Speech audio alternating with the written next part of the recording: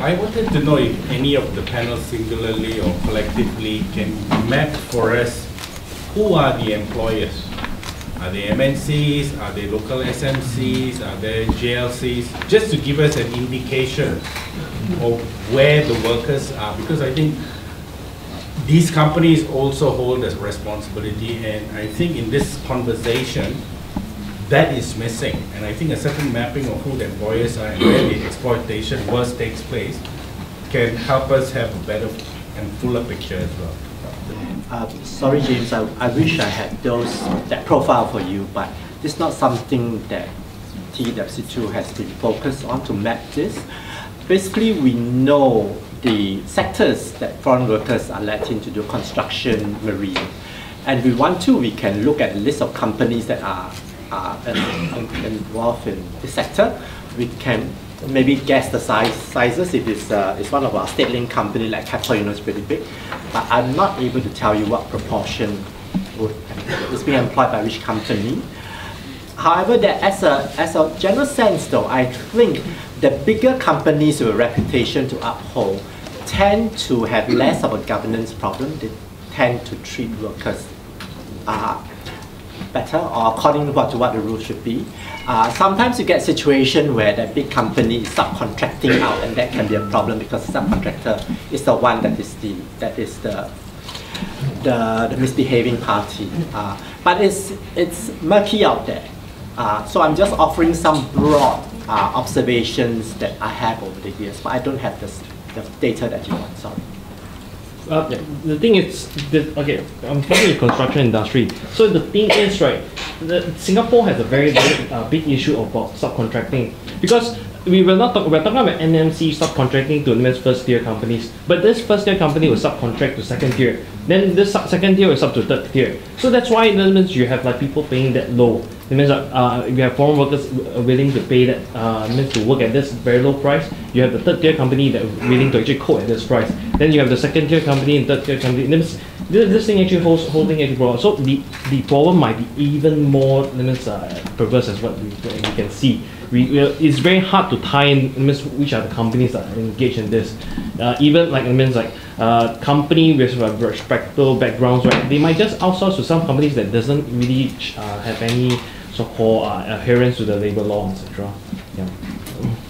Yeah, actually, thanks for bringing that up, Terry, because I wanted to talk about subcontracting, because many of these big companies, even though they are not culpable, but a lot of their projects are subcontracted out to contractors, and they often don't exercise any oversight in terms of how their subcontractors manage. So you have companies that will win all these CSR awards, corporate social responsibility awards, but then they are totally guilty of subcontracting the work out to companies that are very exploitative. And it's in the whole chain, I mean, everyone is complicit in it. I mean, I have seen, like, for example, shipyard workers, on Keppel, Sembawang, Jurong shipyard. Like, Keppel has this big CSR profile. But there are workers who are on their yachts, subcontracted by other companies, who are also exploited, and who are being paid $2, $3 an hour. Yeah, and even government agencies like HDB, SMRT, I have workers working on these sites coming to me for help, saying that their employers withhold their wages, deduct their wages.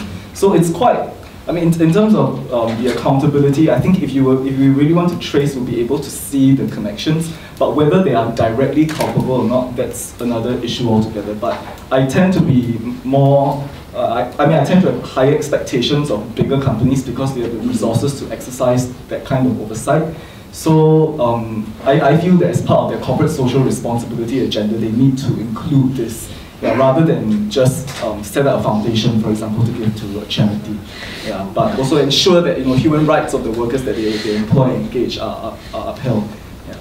I think just to maybe add on to the contract worker discussion, I think there are measures by the UCCW, I'm trying to remember the right name, Unit for Casual and Contract Workers within the NTUC, because it has affected the Singapore workers.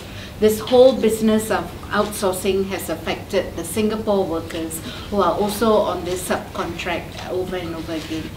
I think If that is already happening to Singapore workers and measures have been put in, I think it is happening also to the migrant workers at a more drastic level. I just wanted to add that on. The second point is on CSR.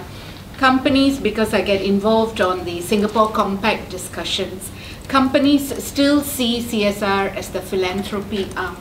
They are not seeing it enough and strongly enough as an internal value system on the rights of your workers and how you are really dealing with your own workers, from social security to decent wages, work conditions, etc. So both we have issues, and I just wanted to say that. Thanks. I just want to add a little bit to the discussion on subcontracting, because I work in the technology world, and there's a direct analogy to what has happened to companies like Apple, because in the consumer electronic space, there is much more subcontracting than you ever get in construction. Right? Everything is sliced and diced, and it's a global supply chain. And so what the big companies do is very simply include a clause in their contract saying that if you bid for my job, you have to ensure that you and all your downstream suppliers comply with these labor standards, and so on and so forth.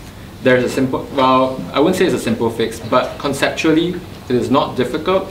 It is a question of willingness. We've seen that happen in the technology world. Apple has done it, which is why big companies like Honhai and face all these problems with their big China plants. And some of you will have seen the news stories on that. But I just wanted to share that kind of different perspective as well, which is that this is not a problem that cannot be fixed. It's a question of willingness.